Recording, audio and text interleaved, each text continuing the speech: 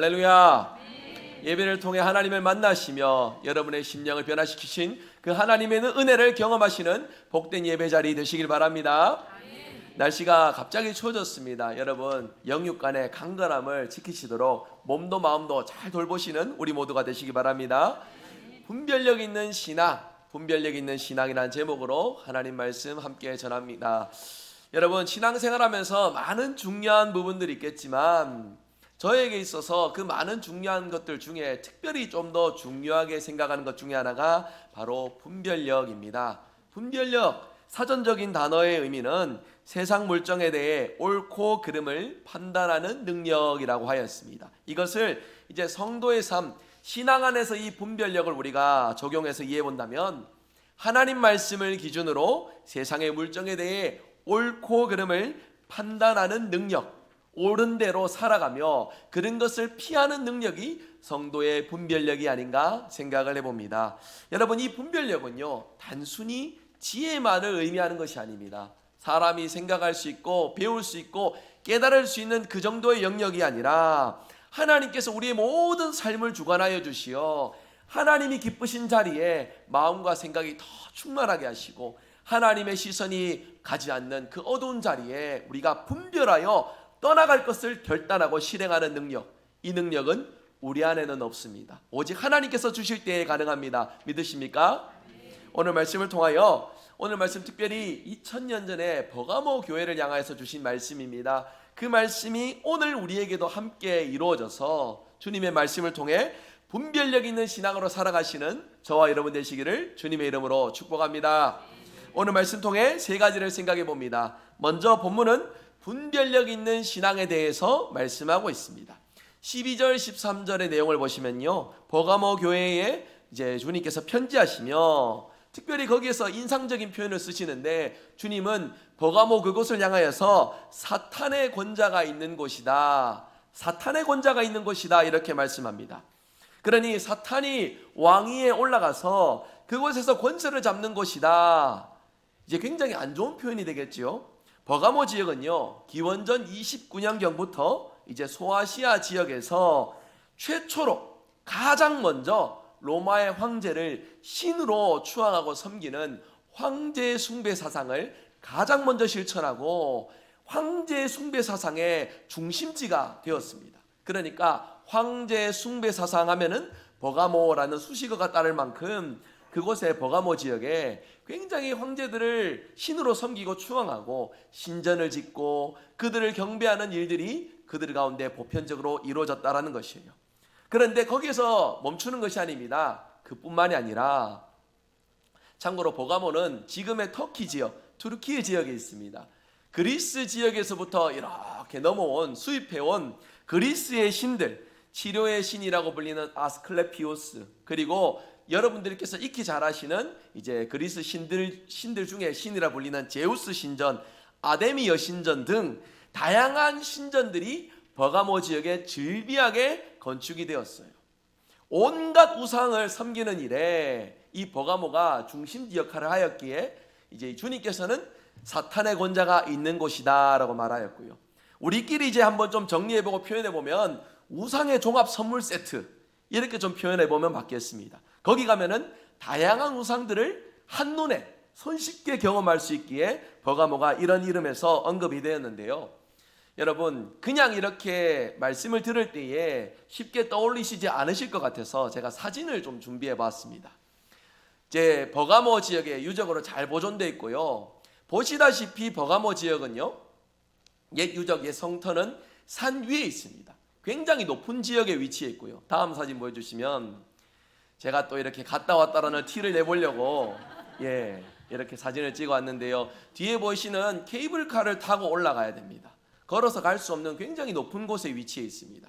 저 뒤에 보시면 멀리 도시가 보이시는지 모르겠습니다. 지금 이제 사시는 분들은 저 아래 동네에서 사시는데 버가모 옛 성터, 옛 유적터는 굉장히 높은 산 위에 이제 그 도시가 건설이 되어 있습니다. 다음 사진 보여주시면 저 혼자 가지 않았다는 걸 또 증명하기 위해서 이렇게 이제 또 보여드리는데 제가 좀 이 부분에서 강조하고 싶은 건 굉장히 높은 지대에 위치해 있다는 것과 뒤에 보이시는 건축물 보이십니까? 굉장히 가파른 경사면에 건축이 되었다는 것이에요. 중요한 것은요, 여러분 저 산 위에 가면은 돌들이 많이 있을까요, 없을까요? 많이 없습니다. 그러니까 아래에서 저기 뒤에 보시면은 건축으로 해놓았는 저 건축물들의 필요한 석자재들을 운반해 올라왔다라는 거예요. 굉장히 대단하지 않습니까? 자, 이제 사람은 빼고 이제 사진만 좀 볼게요. 저 높은 경사면에 깎아지듯 떨어질 듯한 저 경사면에 저렇게 이제 인공적으로 아래에서부터 산 아래에서부터 돌들을 석자재들을 운반해 와서 도시를 건축하고 이제 원형극장이죠. 이렇게 이제 조형물을 건축한 것을 보게 되는데요. 다음 그림 보여주시면요. 우상의 종합 선물 세트라고 불렸던 이유를 제가 말씀드립니다. 저 깎아질 듯한 절벽의 언저리에 디오니소스 신전터가 있습니다. 디오니소스는요, 술의 신입니다. 풍요의 신입니다. 그러니까 저 신을 추앙하고 경배하고 섬기는 그 신전터가 있다라는 것은 그에 대해서 그 도시 사람들이 많은 이들이 디오니소스 이름으로 즐기고 쾌락을 맛보고 그리고 타락을 경험하였던 일들을 떠올려 볼 수가 있겠다라는 것이죠. 다음 그림도 보시면은요, 트라이안 황제의 신전터입니다. 트라이안 황제는 주후 이제 90년경에 로마의 황제였습니다. 네로 황제 때부터 AD 70년경 이후로부터 기독교에 대한 박해가 시작이 되었고요. 트라이안 황제 때에 기독교에 대한 박해가 절정을 이뤘던 때입니다. 그리고 트라이안 황제 그때부터 로마 황제를 신으로 추앙하고 섬기고 그들의 이제 신전을 짓는 일들이 시작이 되었는데 어디에서부터 먼저 시작되었다고요? 버가모 지역에서 먼저 시작이 되었다라는 것입니다. 그래서 보시는 대로 이 신전을 공사하기 위해서는요, 여러분 저 산 위에 정상 부분에는 석자재들이 없습니다. 아래에서부터 사람들이 돌을 운반해 와서 건축을 했는데요. 오늘날에도 올라가실 때 케이블카 타고 올라가야 될 만큼 굉장히 높은 곳에 위치해 있는 도시인데 여러분 보통 믿음이었겠습니까? 보통 정성이었겠습니까?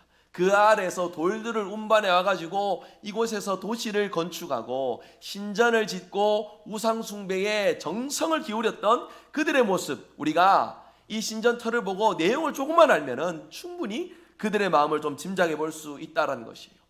이 척박한 환경에서도 도시를 짓는 정도가 아니라 거기에서 우상 숭배를 위해 신전을 짓고 그리고 정성을 다했던 그들의 모습을 떠올려 본다면 우상 숭배가 가득했던 이곳, 우상 숭배의 진심이었던 이곳에서 성도라는 이름으로, 믿는 자들이라는 이름으로, 예수 그리스도의 제자들이라는 이름으로 살아가기 얼마나 힘들었겠습니까? 우리가 어렵지 않게 짐작해 볼 수 있다는 거예요. 그래서 이 사탄의 권세가 가득한 이곳을 향하여 예수님께서는 예수님의 권세를 선포하고 말씀하고 계십니다. 12절 첫머리 보시면 버가모 교회를 향한 메시지 시작 부분에서 주님은 좌우의 날선검을 가지신 분이다 말씀을 합니다.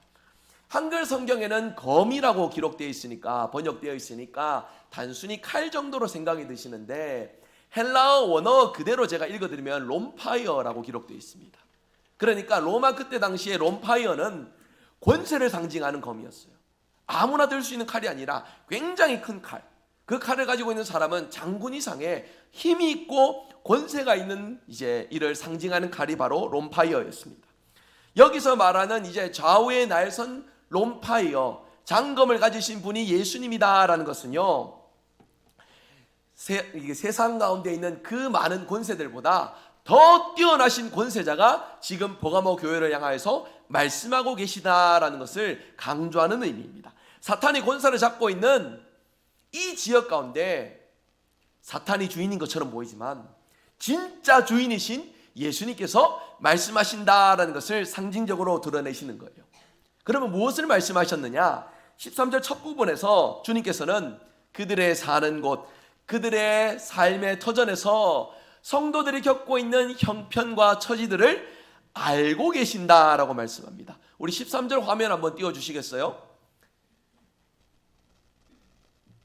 13절 우리 한번 13절 같이 한번 읽어보겠습니다. 13절 같이 읽습니다. 내가 어디서 사는지를 내가 아노니 거기는 사탄의 권자가 있는 데라. 내가 내 이름을 굳게 잡아서 내 충성된 증인 안디바가 너희 가운데 곧 사탄이 사는 곳에서 죽임을 당할 때에도 나는 믿는 믿음을 저버리지 아니하였도다. 아멘.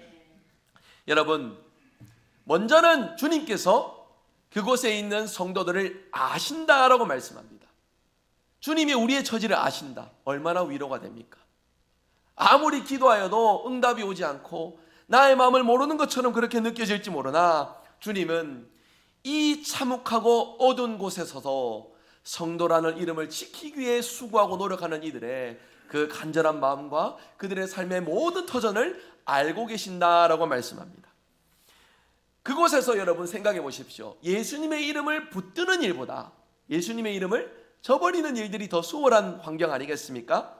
반대로 예수님의 이름을 붙잡기엔 너무나도 어렵고 예수님의 이름을 버리기에는 너무나도 쉬운 환경 아니겠습니까? 그런 환경에서 예수님을 붙들고 믿음으로 살아가는 이들, 주님은 그들의 모든 형편과 처지를 알고 계시다라고 말씀합니다. 특별히 거기에서 한 사람의 이름이 등장합니다. 안디바라는 사람입니다. 오늘 말씀에만 등장하는 인물이기에 구체적으로 그가 어떤 삶을 살았는지는 우리가 다 알 수 없습니다. 하지만 이 안디바를 두고 예수님은 나의 충성된 증인이다 라고 말씀하셨어요. 그리고 이 안디바가 어떤 삶을 살았는지는 알 수 없지만 주님의 칭찬과 함께 그가 가진 믿음으로 인하여서 죽임을 당했다라는 사실을 우리가 오늘 말씀 통해 확인할 수 있습니다. 자세한 내용은 모릅니다. 하지만 충성된 증인이라는 말씀과 그가 죽임을 당했던 것, 그리고 버가모라는 그 지정학적, 지리적, 그리고 문화적인 위치에서 해석을 해본다면 그는 이곳에서 믿음을 지키기 위해 주님의 뜻을 따르고 순종하는 삶을 살았고 그러한 삶을 통하여서 결국에는 죽임을 당하게 되었다는 것을 우리가 알 수 있습니다.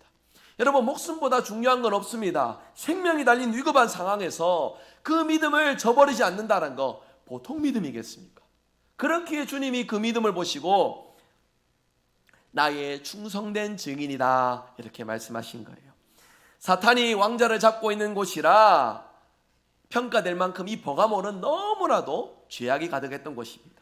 그럼에도 불구하고 죽음을 무릅쓰고 믿음을 지켰던 신실한 이가 있었음을 성경은 우리에게 말씀합니다. 안디바를 비롯한 그곳의 성도들이 죽음의 위기 앞에서도 신앙을 포기하지 않고 그 길을 묵묵히 걸어갈 수 있었던 이유가 무엇입니까?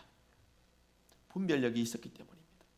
자기 자신이 옳은 길을 가고 있다라는 믿음이 있었기 때문입니다. 그리고 그 믿음을 위하여서 그들의 삶의 환경에서 무엇을 선택하고 결정해야 될지를 분명히 알고 실천했기 때문에 이러한 칭찬을 받을 수 있었던 것입니다. 여러분, 저와 여러분이 오늘을 살아갈 때에 우리가 가진 이 신앙으로 인해 버가모 교회 성도들이 겪었던 이 어려움, 죽음의 위기조차 불사할 만큼의 우리가 힘들고 어려운 그 상황, 그러한 각오를 가질 일들은 없을지 모릅니다. 우리가 믿는 믿음으로 우리가 죽임을 당하게 되는 그러한 일들은 없을 것이에요. 그러나 우리가 이 내용을 통해서 기억할 것은 무엇입니까? 버가모 교회 성도들이 가졌던 그 믿음의 핵심은 어떠한 어려움 앞에서도 그들의 믿음을 포기하지 않고 주님이 기뻐하시는 일들을 지키기 위하여서 부단히 노력하고 부단히 자신의 삶을 살펴서 주님의 기쁨으로 살아가기 위해 힘썼다는 것을 우리가 기억해야 되겠습니다. 여러분, 이 일을 위하여서는요, 우리에게 필요한 것이 있습니다. 무엇이 옳고 그른지 분별하는 지혜입니다.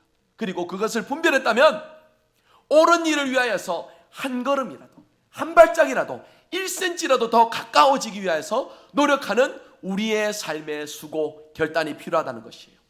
이 두 가지를 합해보면요, 한 단어입니다. 분별력입니다.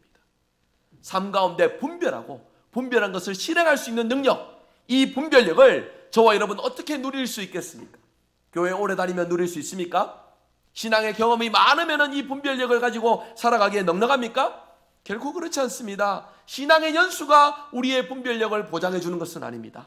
신앙의 분별력은 스스로의 직감이나 깨달아서 얻는 지식들이 아니라 주님의 말씀이 날마다 매일의 삶 속에 우리의 삶의 표준이 되고 기준이 될 때에 이 일들이 일어난다는 사실 분명히 기억할 수 있기를 원합니다.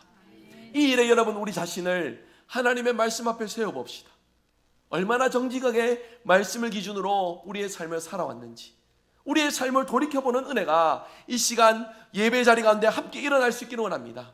그리하여서 부족한 자가 있다면 그 지혜를 후히 주시고 꾸짖지 아니하시는 하나님의 은혜로서 지혜를 누리는 성도가 되시길 바라며, 그 지혜로서 우리의 삶에 마주했던 모든 순간들 속에 하나님의 기쁨으로 살아가는 은혜가 저와 여러분 삶 가운데 충만하기를 주 예수 그리스도의 이름으로 축복합니다.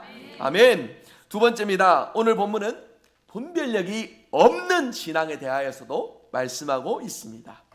여러분, 버가모 교회 성도들이 이렇게 칭찬과 위로, 격려만 받은 것이 아니라요, 그들을 향한 책망의 말씀도 있었음을 우리가 놓치지 말아야 됩니다. 14절 보시면은요, 그러나 라는 말, 이제 접속사가 기록되어 있습니다.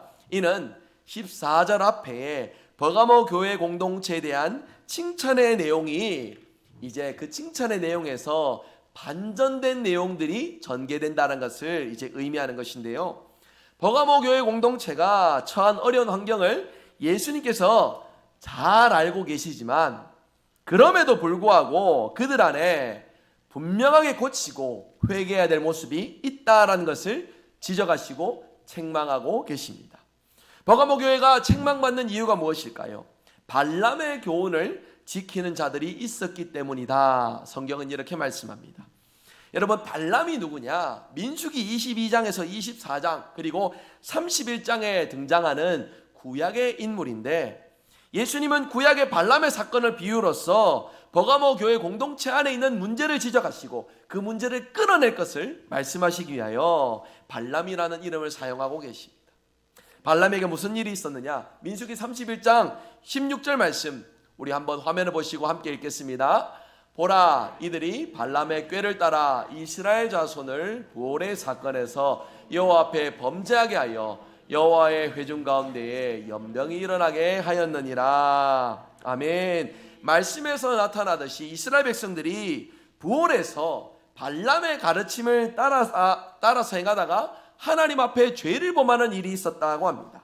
그래서 그 백성들 가운데 연병이 퍼져서 고통받고 죽음에 이르는 그런 어려운 일이 있었음을 말씀하는데, 발람의 가르침으로 이스라엘 백성들이 범했던 범죄, 구체적으로 무엇이냐면 바로 우상의 음식을 먹고 음행을 행하는 것이었습니다. 발람과 이스라엘 백성이 만난 민수기 25장에 보시면 이스라엘은 발람의 거짓된 가르침들을 받아들여서 민수기 25장 1절에서 3절에 보시면 이스라엘 백성들이 모압 여인들과 육적인 그러한 음행을 저질렀다라는 것을 보여주고 있어요. 하나님께서 철저히 구별된 백성으로 살아갈 것을 말씀하셨는데 발람의 이 거짓된 교훈을 따라서 이스라엘 백성들이 행음을 하였다라는 것입니다. 그리고 영적인 죄인 우상 숭배까지 더 범하게 됩니다. 단순히 음행 정도가 아니라 모압과 함께함을 통하여서 그들의 신들을 섬기고 우상에게 매료되는 안타까운 모습을 보여줬다는 것이에요. 그 결과가 무엇입니까? 하나님의 진노가 임하고 그들 가운데 연병이 돌게 되었다라는 것입니다. 버가모 교회를 책망하시며 발람의 가르침, 발람의 교훈을 말씀하시는 것은요, 그들 가운데에도, 버가모 가운데에도 육적으로 영적으로 죄를 범하는 모습이 있었기 때문인 것입니다. 구체적으로 그 범죄가 무엇이냐? 15절에 말씀합니다. 니골라당의 가르침을 따르는 것이다. 니골라당의 가르침은요, 오늘 말씀 이전에 계시록 2장 2절에 보시면 에베소 교회를 향해 보내시는 편지의 내용에 주님께서는 자칭 사도라고 말하는 이들의 거짓된 가르침, 즉 니골라당의 가르침을 미워하신다라고 이렇게 말씀하고 있어요. 그리고 한 번만 말씀하는 게 아니라 두 번 말씀합니다. 2장 6절에서도 니골라당의 거짓된 가르침을 미워하신다 말씀하고 있어요. 이를 종합해 보면은요, 다시금 15절에 이 니골라당의 이름이 언급되는 것은 지금 버가모 교회에도 니골라당의 거짓된 가르침으로 인하여서 성도들이 영적으로 육적으로 범죄하고 있다는 사실을 우리가 깨달을 수가 있습니다. 그러면 니골라당의 가르침이 구체적으로 무엇이냐? 성경학자들은요, 이렇게 정의를 합니다.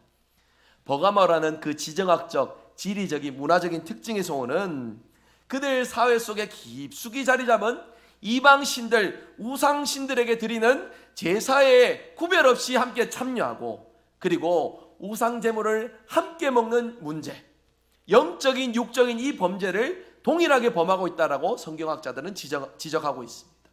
이는 당시에 버가모 시대 상황에서 너무나도 익숙했던 일이에요.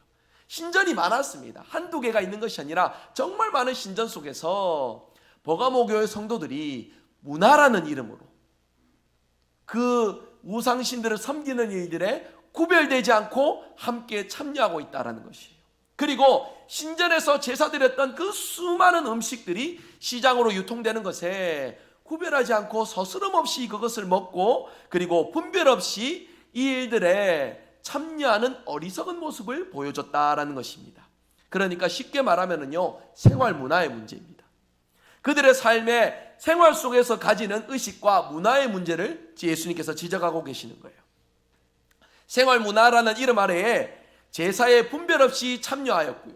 그리고 분별 없이 우상 제물에 드렸던 그 음식물을 취하는 것으로서 그들은 어쩔 수 없지 않느냐. 버가모 사회가 이런 것을, 우리 동네 문화가 이런 것을 이렇게 말하면서 신앙적인 타협주의의 모습으로 그들의 삶을 살아갔기에 오늘 말씀 주님으로부터 칭찬을 받음에도 불구하고 책망을 받고 있다라는 것입니다. 여러분, 앞서 우리가 살펴본 대로 버가모 교회는요, 순교자가 있을 만큼 그들 가운데 죽음도 불사하고 믿음을 지키기에 수고했던 신실했던 교회 성도들이었습니다. 그런데 그런 신실함과 함께 동전의 양면처럼요, 생활 문화라는 그 자리에서 분별 없이 구별 없이 적당히 그들의 사회 구성원으로서 살아가는 그러한 어리석고 연약한 모습도 함께 지녔다라는 것이에요. 주님이 그들의 처지를 알지만, 그들의 형편을 알고 있지만 그것을 그냥 두지 않으십니다. 책망하십니다. 분명히 회개하라고 말씀하십니다. 이에 대해서 분별할 것을 주님께서 촉구하고 계십니다. 성도 여러분, 질문 드려봅니다. 우리는 어떻습니까? 우리 역시 하나님을 믿는 자녀라 그렇게 자부하면서 신앙인이라 그렇게 생각하면서 우리에게는 이런 신앙주의, 신앙적인 타협주의가 없습니까? 우리에게는 신실한 신앙인의 삶의 모습과 함께 신앙적 타협주의 소원은 영적으로 육적으로 범죄하는 이런 일들은 우리에게 완벽하게 없습니까? 여러분 삶에 이런 어떤 생각과 마음은 없으셨습니까? 세상이 살아가는 것이 너무나도 힘드니까 어쩔 수 없는 거 아니냐, 세상이 다 그런 거 아니냐 그러면서 적당히 세상 속에 이제 박자 맞추고 발 맞춰서 함께 나아가고, 그래 주님의 뜻은 내가 알지만 그렇게 다 이루면서 살아가기 힘든 세상이니까 나는 여기까지만 하자, 나는 여기까지만 할 수밖에 없다 싶은 마음으로 그렇게 여러분 살아가고 계시진 않습니까? 주님이 그런 우리의 모습을 향해 무엇이라 말씀합니까? 우리의 처지를 잘 알지만 그런 생활 속에서 오는 신앙적인 타협주의는 분명히 묵과할 수 없는 죄다라는 것이 바로 주님의 말씀이에요. 여러분, 오늘 본문의 제목처럼 분별력 있는 신앙은요, 주님이 기준이 되시는 삶을 사는 겁니다. 그러니까 내가 기준이 되는 게 아니에요. 내 상황, 내 입장, 내 처지가 기준이 되는 것이 아니라 주님이 원하시는 것이 기준이 되는 삶이 바로 분별력 있는 신앙입니다. 이것에서 멀어져 가고 있다면 여러분, 우리에게는 분별력이 없습니다. 저항할 수 있는 힘이 없습니다. 세상으로부터 오는 수많은 유혹들을 여러분의 판단과 결단으로 이겨낼 수 있습니까? 결코 없습니다. 그렇기에 주님은 오늘 말씀으로 2000년 전에 버가모 교회와 함께 동일하게 우리에게도 질문하고 계십니다. 주님을 기준으로 살아가고 있느냐? 주님이 기준 되신 삶을 살고 있느냐? 그것을 선택하고 그것을 이루면서 살아가기에 얼마나 노력하느냐? 우리 주님이 말씀을 통해 우리에게 질문하고 계십니다. 여러분, 이 말씀을 두고 저도 한번 묵상해 보았습니다. 저에게도 그런 마음이 있습니다. 믿음으로 신실하게 살고픈 그런 거룩한 열망이 있으면서도 동일하게 어쩔 수 없지 않습니까? 주님, 세상이 그런 것을요, 내가 이것을 고수했다가는 내 입장이 곤란해지니까요, 내가 힘이 드니까요, 어려우니까요 하면서 그렇게 슬쩍 주님이 기준이 되는 삶이 아니라 나 자신의 판단과 나 자신의 입장과 나 자신의 마음이 기준이 되는 삶을 살아가고 있지는 않는지 그런 반성이 됩니다. 여러분, 비겁한 변명처럼 거기에서 멈추는 것이 아니라 하나 또 꼭 더 보태집니다. 무엇이냐면 나만 그러냐, 세상 모두가 다 그런 거 아니냐, 그런 마음에서 나만 문제 있느냐, 모두 다 우리 다 함께 이 문제로 신음하고 고통하고 아파하는 것이 아니냐 하면서 스스로를 합리화해 버립니다.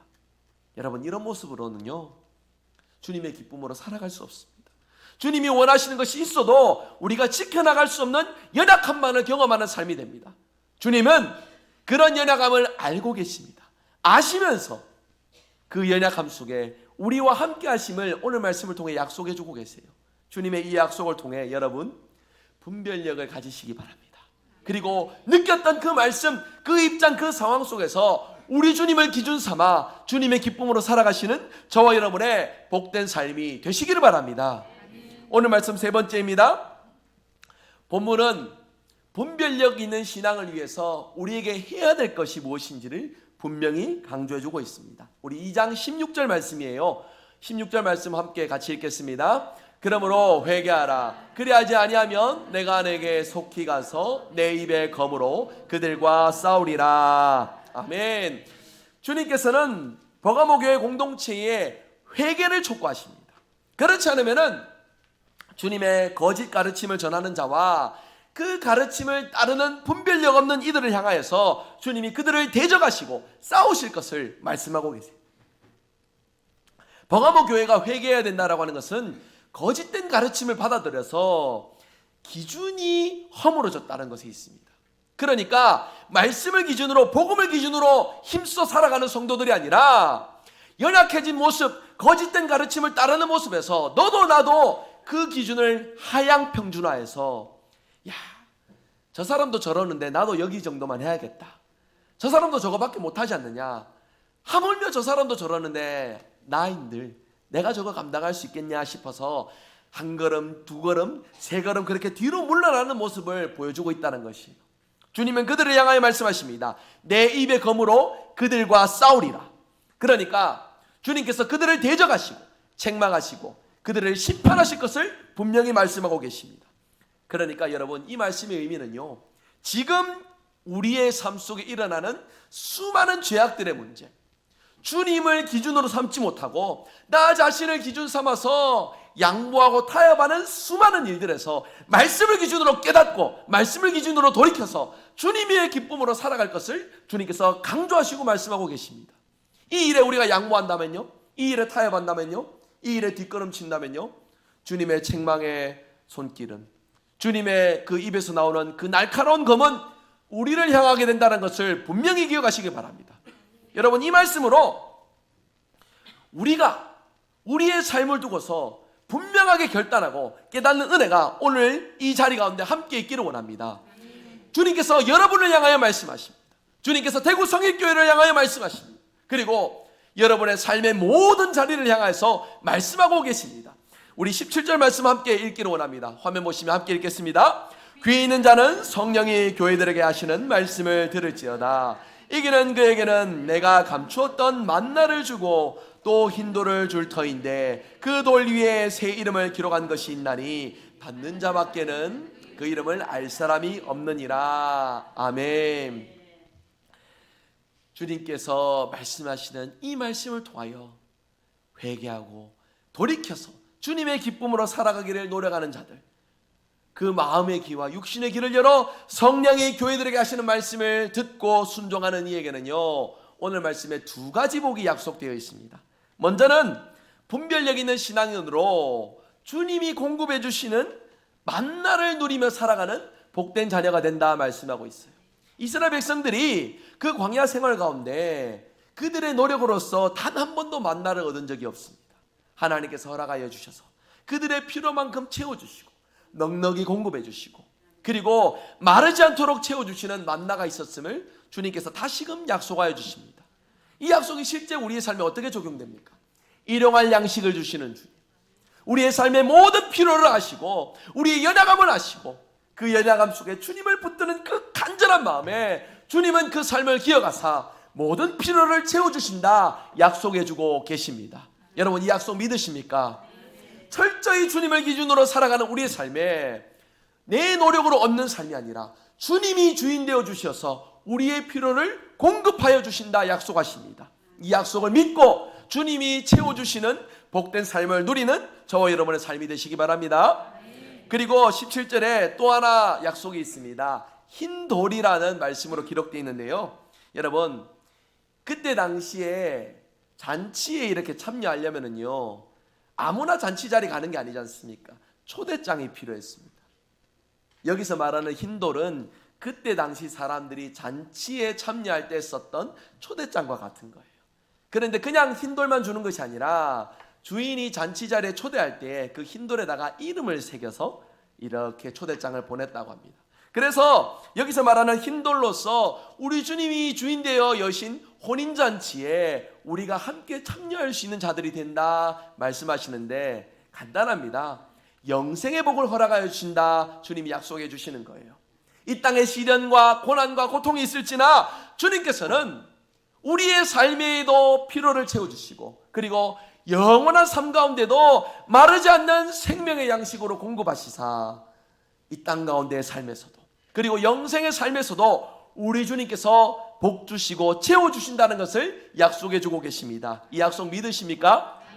이 약속이 여러분 내 기분 좋을 때만, 내 신앙의 컨디션이 좋을 때만 붙들고 바라보시는 것이 아니라 고난의 순간에도, 역경의 순간에도, 어려운 순간에도 이 약속을 붙드는 저와 여러분의 믿음의 삶이 되시길 바랍니다.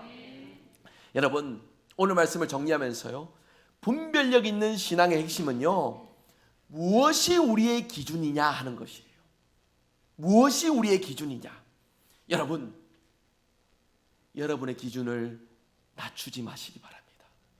여러분의 마음과 여러분의 생각과 여러분이 원하는 것들이 여러분의 삶의 기준이 되면은요, 주님이 원하시는 기준과 멀어질 수밖에 없습니다. 오직 우리의 기준은 예수 그리스도. 우리 스스로가 기준이 되는 것은 교만입니다. 죄입니다. 영적으로 육적으로 음행하고 간음하고 주님 앞에 범죄하는 일이 됩니다. 그것은 죄악이고 그것은 타협하는 일이 됩니다. 오늘 말씀을 두고서 우리 마음에 분명히 새길 수 있기를 원합니다. 주님이 나의 삶의 기준이 되어 주시옵소서. 우리가 바라보고 생각하고 느끼는 모든 것들에서 주님을 기준 삼아 바라보게 하시고 결정하게 하시고 순종하게 하시고 주님의 뜻 받들어 살아가는 복된 우리의 삶이 되게 하여 주시옵소서. 이렇게 함께 기도할 수 있기를 원합니다. 때로는 그 기준이 너무나도 완전해서 너무나도 지키기 부담스럽고 너무나도 이루기 어려운 일이지만 간절하게 호소합니다. 여러분의 기준을 낮추지 마시기 바랍니다. 오직 주님의 그 기준이 우리의 삶의 기준이 되어 주님의 기쁨으로 살아가시는 저와 여러분의 믿음의 삶이 되어 이 땅 가운데 어두운 이 시대 가운데 우리의 삶으로 살아 역사하시는 예수님을 증거하는 저와 여러분의 믿음의 삶이 되시기를 주 예수 그리스도의 이름으로 축복합니다. 말씀했습니다. 여러분, 지금도 세상이 악하다 말하겠지만 2000년 전에도요, 당시도 세상은 악했습니다. 특별히 버가모에 있는 성도들 너무나 힘들고 괴로웠습니다. 우상이 즐비합니다. 문화 속에서 하나님이 미워하시는 일들만 가득합니다. 그 속에서 믿음으로 살아가기 위해 아둥바둥하지만 그렇게 수고한 끝에 주님의 인정을 받고 충성된 종이라는 말씀을 들으면서도 그럼에도 부족하고 연약하여 책망을 받는 안타까운 모습까지 함께 가지고 있는 그런 모습을 우리가 함께 살펴보았습니다. 여러분, 이 말씀이 내곡할지 모르지만 주님의 말씀이기에 선포합니다. 주님 앞에서 세상이 얼마나 악한지는 여러분 중요하지 않습니다. 아무런 문제가 되지 않습니다. 진짜 문제는 무엇이냐면 그분의 자녀로 부름받은 우리가 무엇을 기준으로 살아가느냐, 이것이 주님에게 있어서 가장 중요한 일이에요. 여러분, 분별력 있는 신앙은 모든 삶의 기준이 우리 주님이 되시는 것입니다. 우리 모두가 주님을 기준으로 하여 살아가는 우리의 삶 속에서 우리의 삶을 통해 하나님의 놀라운 역사가 이루어지게 될 줄 믿습니다.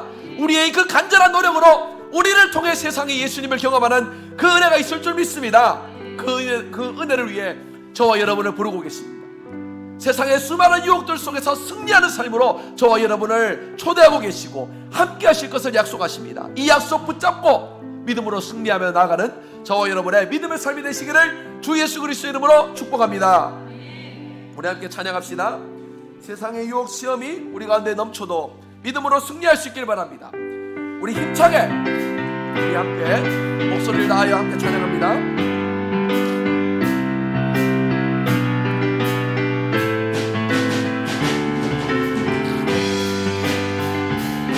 세상의 유혹 시험이 내게 몰려올 때에 나의 힘으로 그것들 모두 이길 수 없네. 거대한 폭풍 가운데 위축된 나의 영혼 어찌할 바를 몰라 헤매기고 있을 때 주를 찬양 손을 들고 찬양 전쟁은 나에게 속한 것 아니니 주를 찬양 손을 들고 찬양 전쟁은 하나님께 속한 두 손 들고 찬양합니다. 거짓과 속임수로 가득 찬 세상에서 어디로 갈지 몰라 머뭇거리고 있네. 공중의 권세 잡은 자 지금도 우리들은 망으로 넘어뜨리려 하네. 주를 찬양 손을 들고 찬양 전쟁은 나에게 속한 것 아니니 주를 찬양 손을 들고 찬양 전쟁은 하나님께 속한 것이니 주위를 둘러보면 아무도 없는데 믿음의 눈을 들면 보이는 분 계시네. 지금도 내 안에서 역사하고 계시니 왕 어둠의 권세 물리치신 예수님 주를 찬양 손을 들고 찬양 전쟁은 나에게 속한 것 아니니 주를 찬양 손을 들고 찬양 전쟁은 하나님께 주를 찬양 손을 들고 찬양 주를 찬양 손을 들고 찬양 전쟁은 나에게 속한 것 아니니 주를 찬양 손을 들고 찬양 전쟁은 나에게 속한 것이니 우리 함께 간절한 마음으로 기도할 때에 주님 오늘 말씀 기억하면서 주님이 우리의 삶의 기준이 되게 하옵소서. 양보 없이 타협 없이 주님을 기준 삼아 살게 하소서. 주님이 이를 위해 분별력을 주소서. 하나님이 우리에게 원하시는 삶을 늘 말씀과 기도를 통해 깨닫는 은혜가 넘치게 하소서. 분별력 있는 신앙을 위해 늘 깨어있는 우리 대구성일교회 모든 성도들 가정과 일터와 직장 모든 삶의 자리 우리 공동체가 되게 하여 주시옵소서. 간절한 마음으로 우리 함께 목소리 높여서 부르짖고 기도하며 나갑니다. 기도하겠습니다. 하나님